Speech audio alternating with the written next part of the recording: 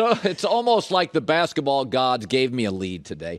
You know my feeling on Russell Westbrook. I am not a hater. I'm a realist. You were wrong. I was right. But that's not what this show is about. He is an all-time athlete. I would vote him into the Hall of Fame. In his prime, I would have paid to watch him play. I can say that about very few athletes. But Westbrook has horrible judgment, is a terrible shooter, and has zero self-awareness. Self-awareness, I will tell you, young broadcasters, will save your job or get you good ones. Westbrook, as a basketball player, has none.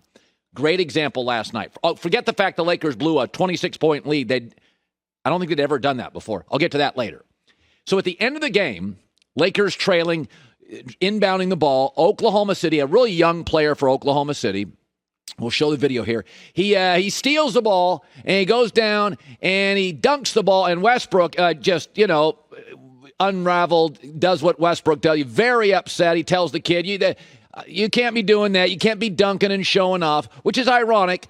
Westbrook, who still is the worst shooter of threes in league history for a guard, still cranks them up 4 times a game, is telling somebody else what shots to take. Isn't that interesting? Mr. Awful Shot, Mr. Bad Judgment, Mr. Bad Shot, telling a kid, yeah, you shouldn't shoot this shot. That's like Jameis Winston lecturing people on bad picks. Let's rewind the tape to 21 seconds left in the game. Lakers down 3 out of a timeout. Let's watch what happens here. Out of a timeout. You know this wasn't the play that was called.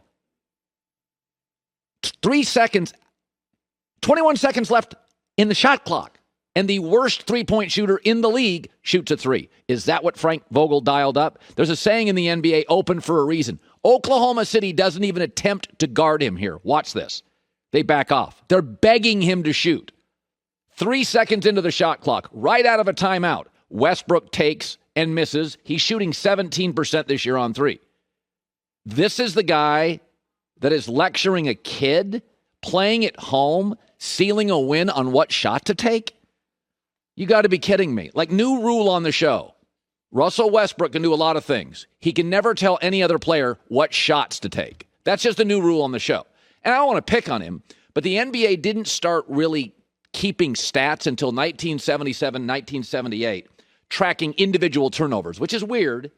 Like, the NFL didn't track sacks, like until the 70s, which I always think is crazy. Deacon Jones would have gotten credit for so many. And the NBA didn't track individual turnovers until like the late 70s, which is always crazy to me. But once they did that, they have had 11 games in league history where a player has recorded a triple-double, committed at least 10 turnovers, and shot less than 50%. Westbrook has half of them. He is a tsunami of bad judgment, bad shots, and out-of-control unraveling basketball, but he's also wildly talented. And in his prime, I would have paid to watch him play. And I do think he gives you minutes and passion. He loves the game. I'm in on that. But he can't tell other guys what shots to take. Jameis Winston can't lecture anybody. Sam Darnold can't lecture anybody on interceptions.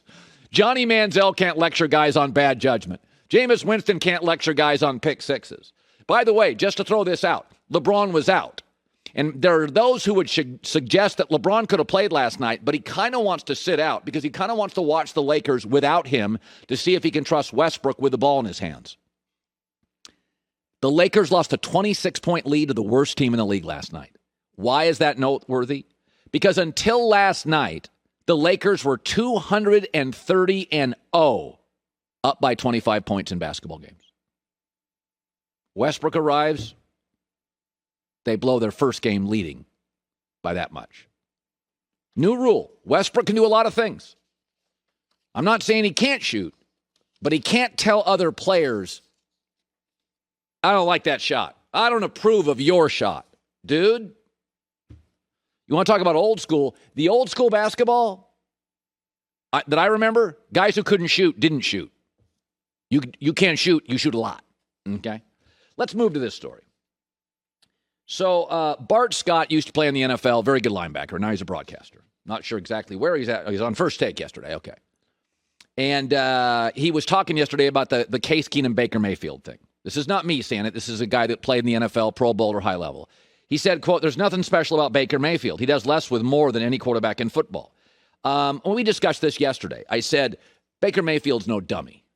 He can see on the horizon what's happening.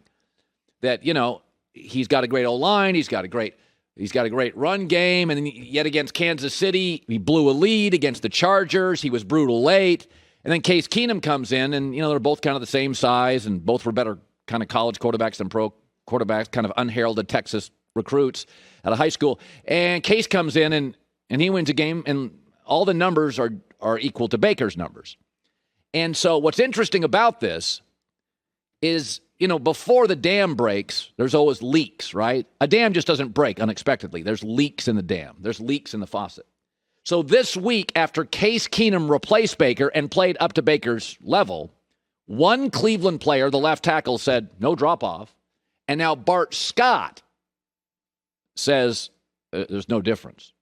Now, it all starts with a trickle. Let me ask you a question. What if Case Keenum plays this week and beats Pittsburgh? Okay, now you're going to have a couple of media people saying stuff. And maybe another teammate saying stuff. Oh, let's add a little more momentum to it. Then Baker does come back and loses to Joe Burrow. What do you think? Forget my show. What do you think the topic's going to be in Cleveland, Ohio that Monday? Case goes 2-0, puts up similar Baker numbers. Baker comes back and doesn't quite look up to Joe Burrow's level. Baker Mayfield knows this. Baker Mayfield's no dummy. This all starts, we talk about this all the time, is that careers are about momentum.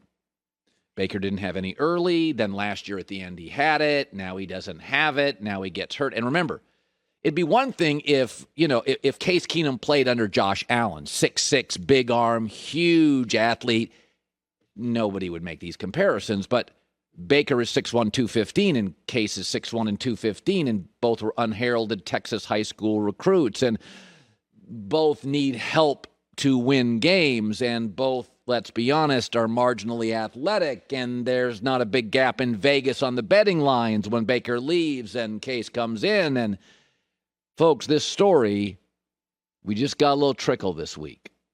Baker knows, I beat Pittsburgh. I shut all this down. Baker doesn't play, Case wins. You always look at me and think I'm Mr. Bad Guy. I went on Cleveland Brown Twitter this week. Cleveland Brown Twitter. Now, I think Baker's better than Case.